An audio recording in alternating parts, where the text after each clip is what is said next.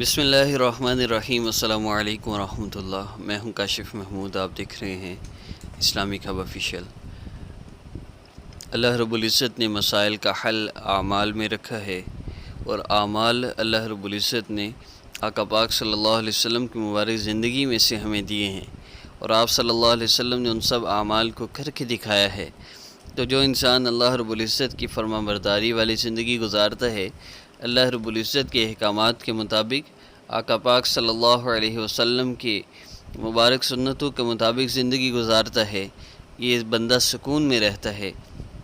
کوئی آفت، مصیبت، پریشانی آ بھی جائے تو بے چین نہیں ہوتا، ہر حال میں اللہ رب العزت پر راضی ہوتا ہے اور سکون ہوتا ہے دل کو۔ ہمارے دلوں کو سکون کیوں نہیں کہ ہم اللہ رب العزت سے دور ہیں، ہم آقا پاک صلی اللہ علیہ وسلم کی سنتوں سے دور ہیں، اور ہم چاہتے ہیں کوئی شارٹ کٹ وظیفہ کریں، کوئی عمل کر لیں، کوئی تعویذ لے لیں، ہمارے مسئلے حل ہو جائیں، ہمیں اللہ سے تعلق نہ جوڑنا پڑے۔ حالانکہ اللہ سے تعلق جوڑنا ان سب چیزوں سے آسان ہے۔ اس لیے اللہ رب العزت کے اس مبارک کلام کو سنیں، شروع میں درود پاک پڑھ لیا کریں، اور اس مبارک کلام کو سن کر آخر میں پھر دعا کیجئے گا اور درود پاک پڑھیے گا۔ اللہ رب العزت سارے مسئلے حل فرما دیں گے۔ دعا عبادت کا مغز ہے، دعا زیادہ سے زیادہ کیا کیجئے۔ اس لیے کوشش کیجئے جب تک میرا نیکسٹ وظیفہ اسلامک ہب آفیشیل اور آسان وظیفہ آفیشیل پر اپلوڈ نہ ہو، تب تک آپ مستقل ہر وظیفہ، ایک نماز، دو نماز، تین نماز مصلی پر بیٹھ کے سنیں، دعا کریں، اٹھ جائیں، تو یہ بہت زیادہ فائدہ مند ہے۔ تو اس کی ضرور پریکٹس کیجئے، اللہ رب العزت کے مبارک کلام کو سن کے دعا ضرور کیا کیجئے، اس سے فائدہ ہوگا انشاءاللہ۔ اور دونوں چینلز پر اپلوڈ ہونے والے وظائف کی اجازت کے لیے ہمارے چینل کو سبسکرائب کیجئے، اللہ رب العزت سارے مسئلے انشاءاللہ حل فرما دیں گے۔ سبسکرائب کی شرط صرف ان لوگوں کے لیے ہے جن کو کرنا آتا ہے، جن کو سبسکرائب کرنا نہیں آتا وہ ویسے بھی کر سکتے ہیں، اور اس کا مقصد صرف آپ لوگوں کا اللہ رب العزت سے تعلق جوڑنا ہے۔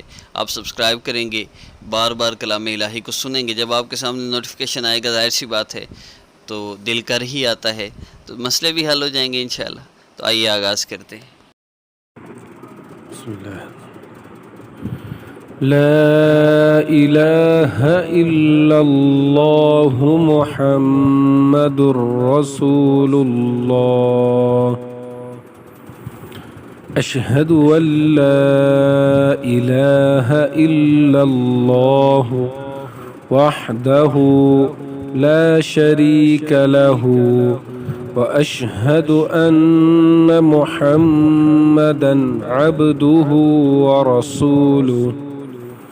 سبحان اللہ والحمد للہ ولا الہ الا اللہ واللہ اکبر ولا حول ولا قوة الا باللہ العلی العظیم۔ لا الہ الا اللہ وحدہ لا شریک لہ، لہ الملک وَلَهُ الْحَمْدُ يُحْيِي وَيُمِيتُ وَهُوَ حَيٌّ لَا يَمُوتُ بِيَدِهِ الْخَيْرُ وَهُوَ عَلَى كُلِّ شَيْءٍ قَدِيرٌ۔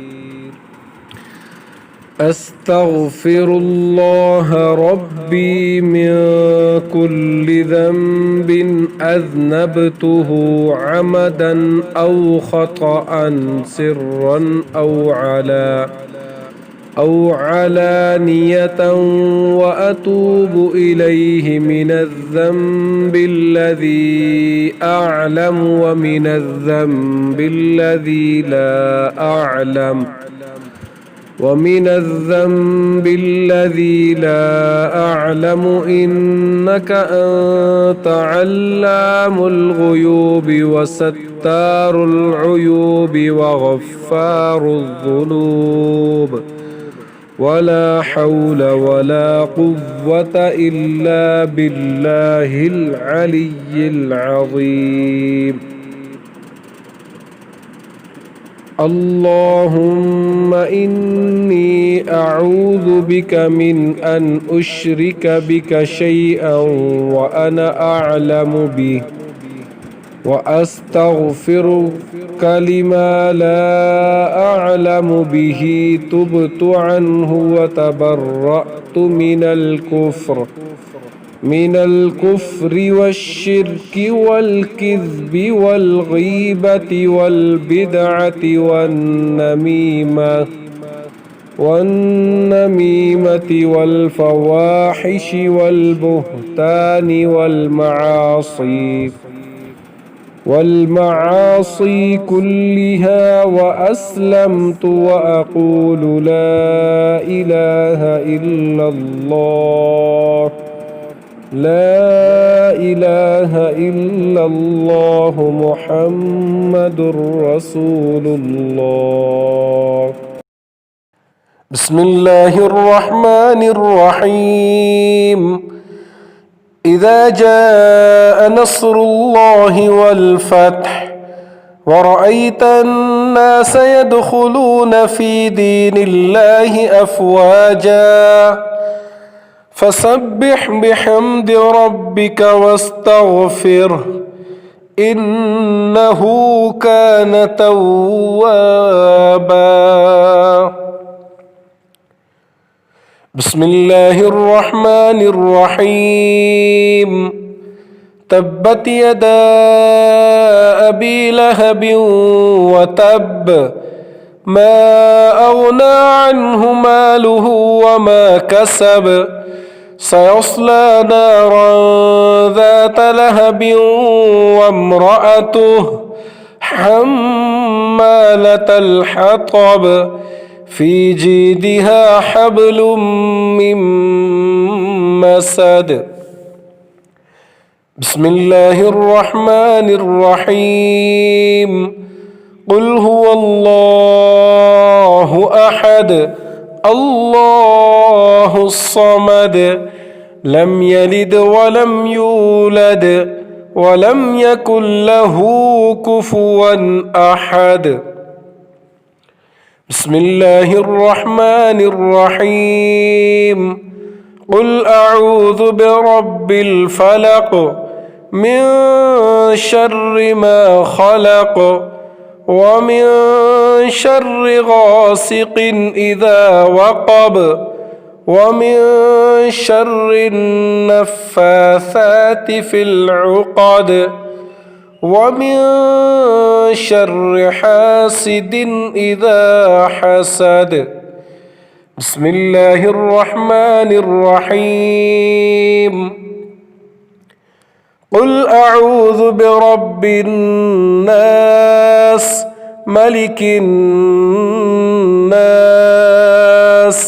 إله الناس من شر الوسواس الخناس الذي يوسوس في صدور الناس من الجنة والناس. بسم الله الرحمن الرحيم. إذا الشمس كورت وإذا النجوم انكدرت وإذا الجبال سيرت وإذا العشار عطلت وإذا الوحوش حشرت وإذا البحار سجرت وإذا النفوس زوجت وإذا الموءودة سئلت بأي ذنب قتلت وإذا الصحف نشرت وإذا السماء كشطت وإذا الجحيم سعرت وإذا الجنة أزلفت علمت نفس ما أحضرت. فلا أقسم بالخنس الجوار الكنس والليل إذا عسعس والصبح إذا تنفس إنه لقول رسول كريم ذي قوة عند ذي العرش مكين مطاع ثم أمين وما صاحبكم بمجنون ولقد رآه بالأفق المبين وما هو على الغيب بضنين وما هو بقول شيطان رجيم فأين تذهبون إن هو إلا ذكر للعالمين لمن شاء